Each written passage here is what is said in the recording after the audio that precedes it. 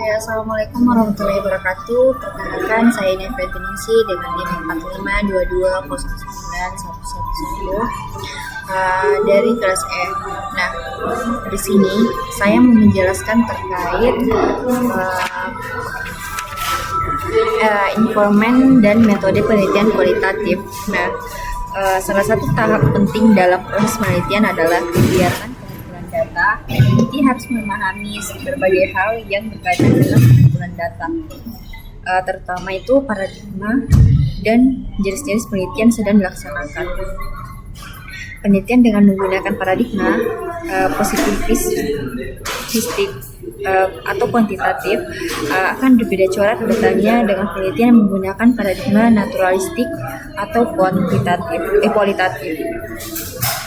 Pengumpulan data dalam sebuah penelitian terkhusus pada penelitian sosial dan agama merupakan bagian vital demi mendapatkan informasi yang jelas mengenai masalah yang sedang diteliti. Nah, data bisa berwujud suatu keadaan, gambar, suara, huruf, angka, matematika, bahasa, ataupun simbol-simbol subjek lainnya.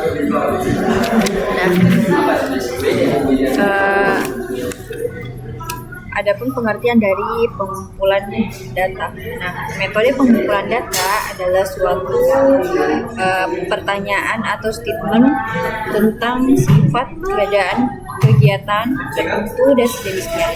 Pengumpulan data dilakukan untuk memperoleh informasi yang dibutuhkan dalam rangka pencapaian tujuan penelitian. Nah, adapun sumber data. Nah, pada sumber data ini adalah salah satu yang menjadi pertimbangan dalam memilih penelitian itu adalah ketersediaan sumber data. Betapapun menariknya sebuah masalah penelitian apabila sumber datanya tidak tersedia atau sulit terjangkau, niscaya masalah tersebut tidak dapat bisa diteliti. Peneliti kuantitatif lebih bersifat explanation atau menerangkan dan menjelaskan, karena itu bersifat learn about the people, atau sementara itu peneliti kuantitatif lebih bersifat understanding atau memahami terhadap fenomena atau gejala-gejala sosial. Nah, adapun jenis-jenis data terutama dalam penelitian kualitatif itu dapat diklasifikasikan sebagai berikut itu. Yang pertama ada narasumber. Nah, narasumber ini sumber data ini disebut sebagai responden, yaitu orang atau sejumlah orang yang memberikan respon atau tanggapan terhadap apa yang diminta atau ditentukan oleh peneliti. Posisi narasumber dalam penelitian kualitatif sangat penting, bukan sekedar memberi respon, melainkan juga sebagai pemilik informasi. Sebagai sumber data, manusia memiliki beragam kedudukan dan peran yang beragam. Peneliti harus menempatkan mereka sebagai aktor utama dari apa yang mereka perankan. Peneliti juga harus mengenal lebih dalam informasinya dan memilih yang benar-benar bisa diharapkan atau representatif dalam pemberian informasi seputar masalah penelitian. Nah, yang kedua ada peristiwa atau aktivitas. Nah, di mana data atau informasi juga dapat diperoleh melalui pengamatan terhadap peristiwa atau aktivitas yang berkaitan dengan permasalahan penelitian. Melalui peristiwa atau aktivitas ini, peneliti dapat melihat secara langsung.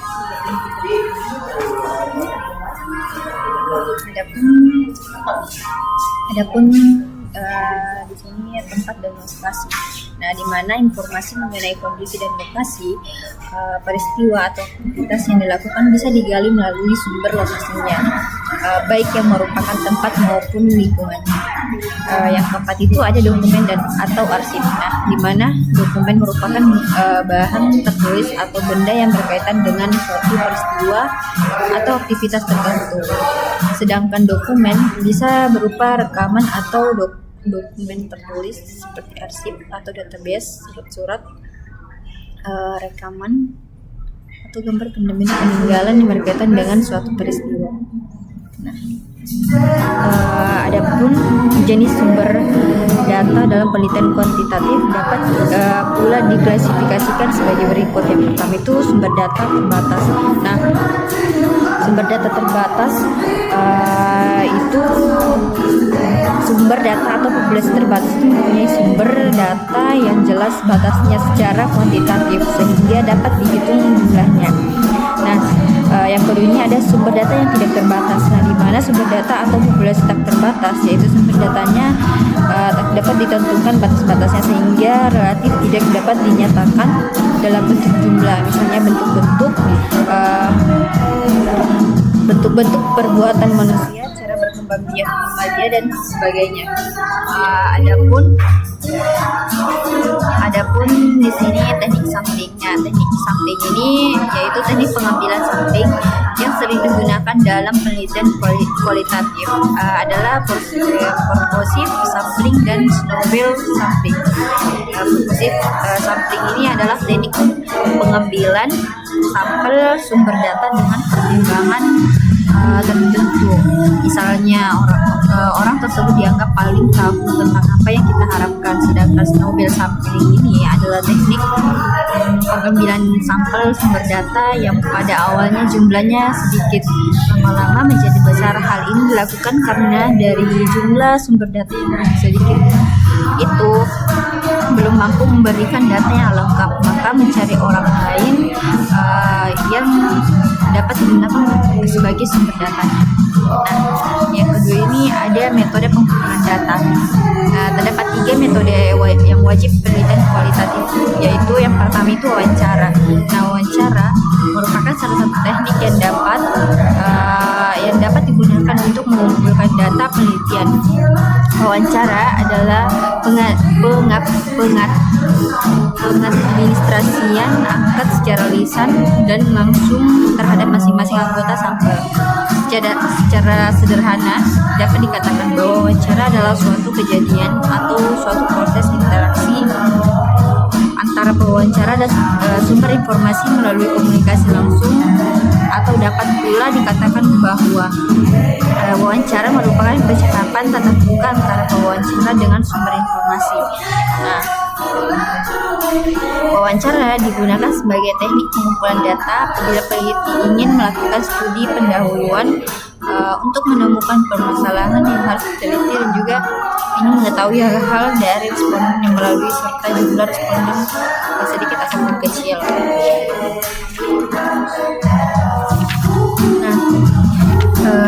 Adapun bentuk-bentuk rancangan penelitian kualitatif. Yang pertama itu ada gradient theory, di mana gradient theory ini merupakan prosedur penelitian kualitatif yang sistematis, di mana peneliti melakukan generalisasi satu teori yang menerangkan konsep, proses, tindakan, atau interaksi mengenai suatu topik pada level konseptual yang luas. Tujuan dari gradient theory ini yaitu untuk menentukan kondisi yang memunculkan sejumlah tindakan atau interaksi yang berhubungan dengan suatu fenomena dan akibatnya. Yang kedua ini adalah rancangan penelitian etnografi. Nah, di mana rancangan penelitian etnografi ini merupakan prosedur penelitian kualitatif untuk mendeskripsikan dan menganalisis dan menginterpretasi pola perilaku, kepercayaan, dan bahasa bersama dari kelompok budaya yang berkembang pada suatu waktu. Nah, yang ketiga ini ada rancangan penelitian naratif. Nah, di mana seorang peneliti mendeskripsikan kehidupan individual, mengumpulkan dan menceritakan informasi tentang kehidupan individu-individu serta melaporkan secara naratif tentang pengalaman-pengalaman mereka dalam bidang pendidikan. Misalnya peneliti bagaimana perkembangan psikososial anak didik serta aktivitas-aktivitasnya baik dalam sekolah maupun di luar sekolah. Nah, adapun rancangan studi kasus penelitian. Nah, di mana rancangan studi kasus penelitian ini dilakukan untuk memperoleh pengertian yang mendalam mengenai situasi dan makna sesuatu dan subjek yang diteliti. Terus ada rancangan metode campuran, di mana pada rancangan metode campuran ini peneliti mengombinasikan data kuantitatif dengan data kualitatif, yaitu untuk menerangkan dan mengeksplor problem penelitian dengan cara terbaik. Nah, adapun rancangan penelitian tindakan atau action research, di mana data kualitatif seperti metode campuran akan tetap fokus lebih merupakan terapannya. Tujuannya penelitian ini adalah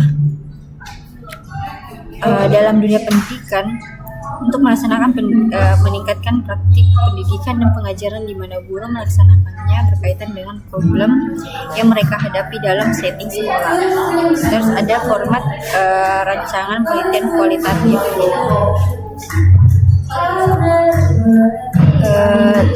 Di sini ada format rancangan penelitian kualitatif, ada beberapa versi yang akan tetapi format di sini sebagai modifikasi sehingga mudah diaplikasikan. Sistematikanya itu yang pertama itu ada judul, konteks penelitian, ada fokus kajian, tujuan penelitian, ruang lingkup dan setting penelitian. Yang keenam itu perspektif teoritis dan kajian pustaka. Yang ketujuh itu metode penelitian. Yang kedelapan itu pendekatan. Yang kesembilan itu unit analisis. Yang ke-10 itu pengumpulan data dan analisis data. Yang ke-11 itu keabsahan data. Yang ke-12 itu jadwal kegiatan penelitian. Yang ke-13 itu anggaran penelitian. Yang ke-14 itu daftar